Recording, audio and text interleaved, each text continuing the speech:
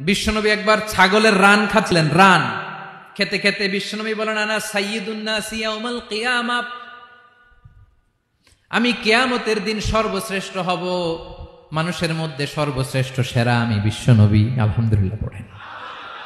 বিশ্বনবী বলেন, সেদিনটা বড্ড ভয়ঙ্কর।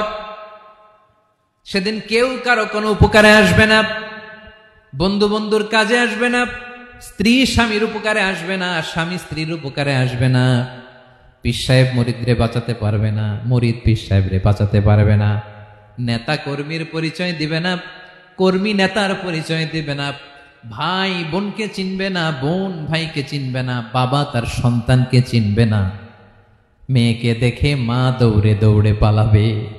বড্ড ভয়ঙ্কর দিন। বিশ্বনবী বলবেন, জমিনটা এখনকার মতো থাকবে না, পুরো জমিনটা সমান হয়ে যাবে, ফ্ল্যাট। এখন তো গোল, তখন ফ্ল্যাট। সবাই এক জমিনের উপরে দাঁড়াবে, সূর্যটা মাথার কাছে চলে আসবে, সূর্যের গরমে মানুষের মাথার মগজ গলে গলে কানের ছিদ্র নাকের ছিদ্র দিয়ে বেয়ে বেয়ে পড়বে। আহ, সবাই হয়রান, পেরেশান, ক্লান্ত শ্রান্ত। মানুষগুলো বলবে বাঁচার কোনো উপায় নাই। 50,000 বছর মানুষ এরকম দৌড়াবে।